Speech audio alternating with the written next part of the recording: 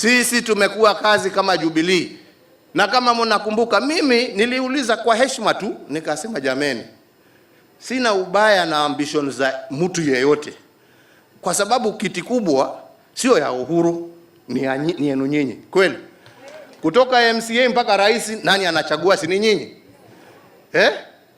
Hata mimi kura yangu ni moja tu, wananikumbusha kila siku, huyo kura yake ni moja. Ni kweli? Mimi sikatai, kura yangu ni moja tu, kama ya Mkenya mwingine. Lakini chama chetu cha Jubilee kimekuwa kazini, na mimi sitachoka kuzunguka kuonesha Wakenya kazi ambaye tumefanya, na mimi sitachoka kuambia Wakenya, chagueni hii chama yetu, mnaona hii chama yetu inafanya kazi, na tunataka kuungana na wengine kama wakina Joho na wale wengine ambao wanataka kazi, na ndio shughuli ziendelee. Ama inaendaje jameni?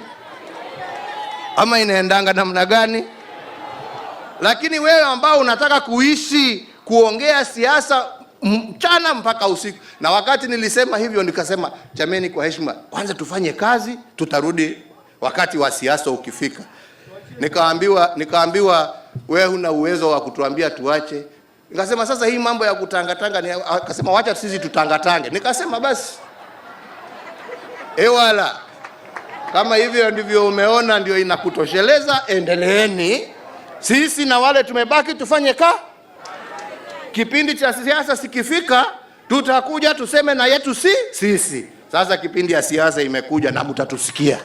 Sasa wengi wanaweza kusema wanavyotaka kusema na ni yao waseme. But we know the truth. Pale tulipotoka na pale tulipo sasa.